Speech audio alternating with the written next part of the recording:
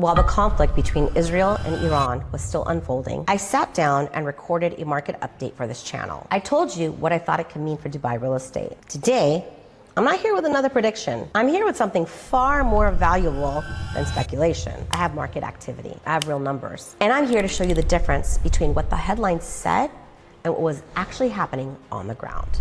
Because here's the thing.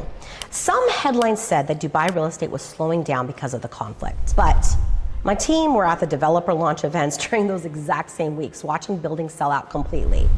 I actually posted these videos on my Instagram and they went viral. So which one is true? Let me walk you exactly through what we saw and what the data actually shows. I'm Ghada Gigi Benitez. I help American and global real estate investors buy property in Dubai.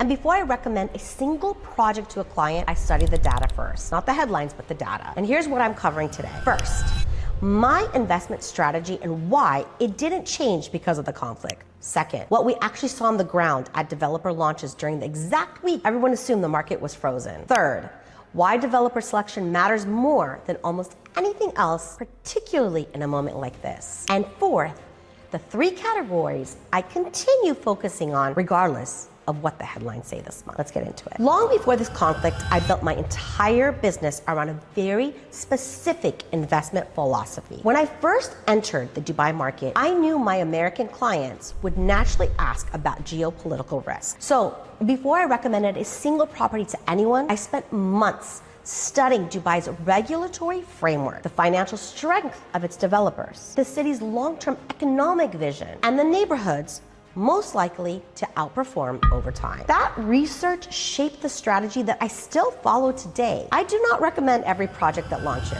I focus on three things and only three things. Top-tier developers with proven delivery records and strong financial backings, locations supported by long-term government infrastructure and master planning, and property types where demand is driven by structural trends, not short-term market cycles. Those three principles didn't change because of the conflict. Therefore, neither did my recommendations. Now here's where it gets interesting. Because the headlines and what we actually witnessed in person were two very different stories. It is true that the conflict created uncertainty. Some buyers absolutely paused their decisions. Certain parts of the resale market became more negotiable. Sectors like tourism experienced temporary disruption. The Dubai government also introduced support measures specifically to reinforce business confidence while continuing to push forward its long-term economic agenda. So yes, something real happened. But what we experienced firsthand on the ground was far more nuanced than the panic headlines suggested. While many news outlets were focused entirely on uncertainty, we were sitting at launch events with some of Dubai's leading developers, and demand for high-quality projects remained remarkably strong. Beyond's Arancia at the Yards was originally planned to release a single residential building, but demand was so strong that all three buildings were released and sold out on launch day. Nakheel's Palm Central private residences, Palm Jebel Ali, attracted significant interest, continuing the momentum we've been seeing for Palm Jebel Ali, of course. Imtiaz also had exceptionally successful launch, all sold out, same time period. So instead of the widespread price reduction some people predicted, what we've seen on the ground was actually some greater flexibility in payment plans. Developers were maybe willing to provide more attractive financing structures for buyers, but they're still protecting the long-term value of their communities. And that distinction matters more than almost anything else in this conversation. By the way, if you want to dig deeper into the specific launches I'm referencing, or talk through what it means for your own situation, please send me a message. My contact is in the description. So this brings up something most investors get completely wrong, and it's the single biggest mistake I see Americans and other global investors make when they start looking at Dubai. They treat every developer in Dubai as if they're equal, and they're not. I primarily work with top-tier developers such as Emaar, Nakheel, Beyond under the umbrella of Omniyat, Sobha, Expo City, and Aldar, because they take a genuinely long-term approach to value creation. Their strategic pricing strategy is not just about moving today's inventory, but it's also about protecting yesterday's buyers while building confidence for tomorrow's buyer. In many of these communities, each successive phase is intentionally launched at a higher price per square foot than the phase before it. That rewards the earlier investors and supports long-term appreciation across the entire community. And that disciplined approach is exactly why I continue focusing on these specific developers, conflict or no conflict. Now, let's talk about the three categories I keep coming back to, regardless of what's happening in the news that week. My investment strategy has always centered around scarcity. Here are three categories. The first is waterfront. Globally,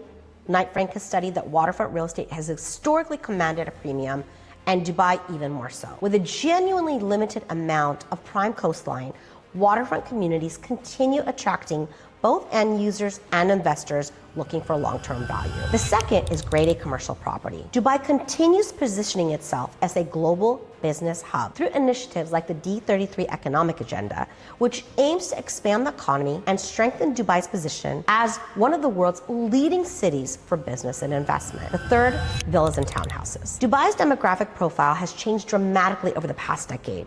More families are choosing to build long-term lives here, which creates sustained demand for larger homes, while supply remains relatively limited in many of the more premier communities. These are not headline-driven trends, these are structural trends. Therefore, they don't reverse because of a 2-week news cycle. And here's exactly why I remain confident in Dubai's long-term outlook, even after a period like this. Dubai continues executing on its long-term vision. The Dubai 2040 Urban Master Plan, the D33 Economic Agenda, major infrastructure projects, the expansion of Al Maktoum International Airport, soon to be the largest airport in the world, continued investment in transportation and business districts.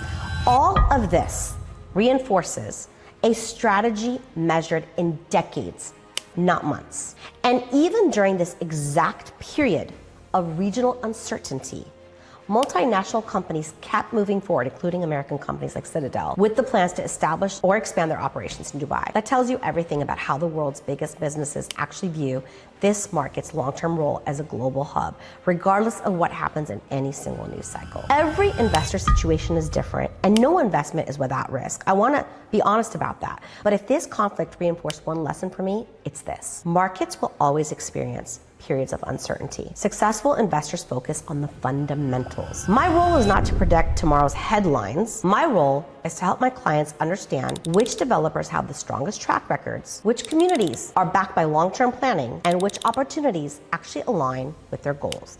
That has been my strategy from day one, and it remains my strategy today. If you want to talk through what this means for your specific situation, please send me a message. My contact is in the description, and I will personally respond. And if you want to see how my thinking has evolved, I recorded a market update while this conflict was still actively unfolding. I'll link it here. It is a genuinely interesting comparison between what we expected then and what we know now happened. If this video gave you a clearer picture than the headlines did, please hit subscribe. I break down exactly what is happening in this market with real data every single week.